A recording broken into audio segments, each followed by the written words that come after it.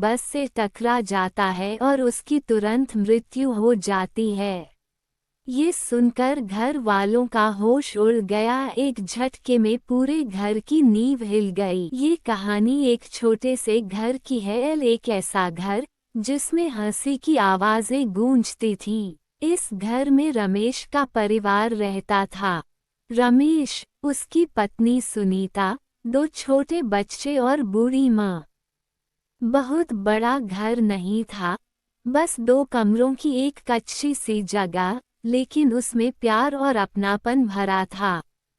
एक दिन रमेश अपनी पत्नी से कहा, सुनीता, क्यों न एक दुकान खोल ले जिससे घर का खर्चा चलेगा और बच्चे का पढ़ाई भी हो जाएगी।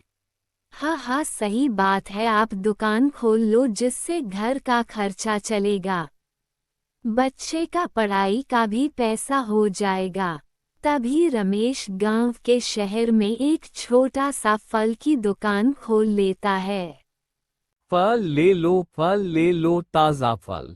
इस तरह वह आवाज लगा कर फल बेचता है। तभी गांव से एक रामू काका आते हैं और कहते हैं, अरे बेटा, तुम गांव में दुकान खोलकर बहुत अच्छा काम किए हो। अब हम लोग को कहीं दूर सामान लेने नहीं जाना पड़ेगा।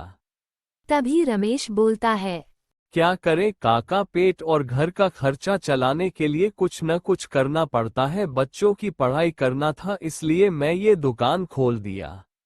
हाँ बेटा, तुम बहुत अच्छा काम किए हो। दुकान खोलकर घर में घूमने से तो अच्छा है कि 2 रुपए कमाए हो। यह कहकर रामू काका अपने घर चले जाते हैं और रमेश पूरा दिन फल बेचता रहता है। शाम को अपने घर आता, थोड़ा सोता था और खूब सुबह अपने दुकान की ओर चला जाता था। इधर रमेश की पत्नी सुनीता अपने दोनों बच्चों के रेख देख करती और उनको पढ़ने के लिए भेजती।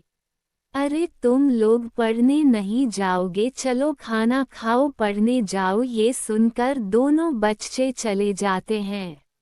जब बच्चे स्कूल से पढ़ कर आते थे तो दादी बच्चों को अच्छी अच्छी कहानियां सुनाती थी।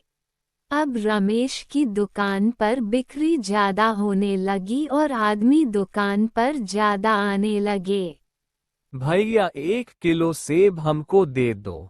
अब रमेश की दुकान पर पहले से ज्यादा बिक्री होने लगी। रमेश दुकान का सौदा बेचकर पैसा लेकर खुशी से खुशी अपने घर जा रहा था। वह सोच रहा था कि अभी मेरा परिवार कितना खुश होगा। इतने में अचानक रमेश एक बस से टकरा जाता है और उसकी तुरंत मृत्यु हो जाती है। ये सुनकर घर वालों का होश उड़ गया। एक झटके में पूरे घर की नींव हिल गई। सुनीता का संसार उजड़ गया। दादी ने चुप्पी साध ली और बच्चों की आंखों से मासूमियत चली गई। अब घर का खर्चा कैसे चलेगा? रमेश की पत्नी सुनीता और उसके बच्चे शौक में डूबे होते हैं। तभी सुनीता का बच्चा राहुल बोलता है, क्या माँ अब हम लोग की पढ़ाई नहीं होगी? उसकी माँ बोलती है, बेटा अब सब काम बिगड़ गया, अब तुम्हारी पढ़ाई नहीं हो पाएगी, कैसे स्कूल की फीस भरेंगे?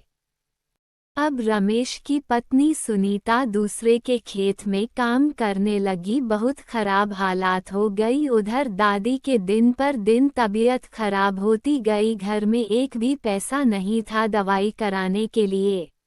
हे राम, अब मैं क्या करूं? अब मेरी दवाई कैसे होगी? रमेश था तो दवाई लेकर आता था, अब मेरा जीवन कैसे चलेगा? यही टेंशन में बूढ़ी दादी पूरा दिन बैठे रहती थी और दादी के पैर फूल गए थे। एक दिन सुनीता ने रमेश की पुरानी बात सोचकर कहा, मैं टूट नहीं सकती हूँ। उसने अपने आंसू पोंछे और हिम्मत से खड़ी हो गई। दिन रात मेहनत करना शुरू कर दिया।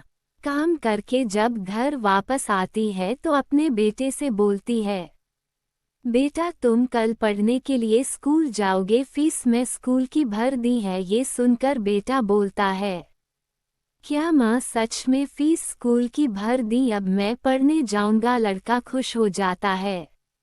हाँ, मैंने तेरे स्कूल की फीस भर दी है। अब तू कल पढ़ने के लिए स्कूल जाएगा या? कहकर सुनीता दादी माँ के रूम में चली जाती है और बोलती है, माँ जी आपकी दवाई मैं ले आई हूँ। आपकी दवाई रूम में रखी है। ये सुनकर बूढ़ी दादी बहुत खुश हो जाती है और धीरे धीरे घर में रौनक छा जाती है। फिर से बच्चे पढ़ने जाने लगते हैं।